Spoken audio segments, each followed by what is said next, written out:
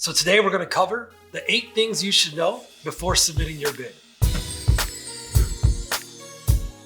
Number 1, it's the walkthrough. You got to perform a walkthrough, a quality walkthrough, details, photos, gather all that information. Number 2, you want to calculate the tangibles. So by tangibles, I mean supply costs, labor costs, things that affect the bid. Number 3, you want to figure out a square foot price. In the beginning, it's going to take you some time to get there, but as you grow as a cleaning business, you want to start to calculate that square footage price. Number 4, don't forget the supply costs. You want to account for supplies because you're going to be using supplies to perform these jobs, and you need to account for them in that bid. Number 5, know your overhead cost, right? Know what it costs for your management team.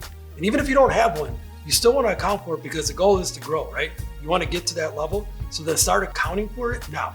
Number 6 is the characteristics of a good estimate. What are they? Number 7, what causes a bad estimate? Underbidding, not accounting for things. Those are the things we're going to go over. And last but not least, number 8 is creating an effective and a competitive proposal. Something that's going to stand out, something that's going to make them look at you twice. So those are the 8 things that you should know going into before you submit the bid. Click on the ebook link down below because that's got all the details, more information that I don't even want to go over here. Again, what do we do here? It's quick tips, everybody. We're providing all this information and details to help you build a cleaning business and start a cleaning business and become successful. So do me a favor, drop any questions on any topic you want us to cover and we'll deliver that for you. So go ahead and drop those in the comments below. And again, don't forget to subscribe. We got so much more coming out, everybody. Thank you again for your time.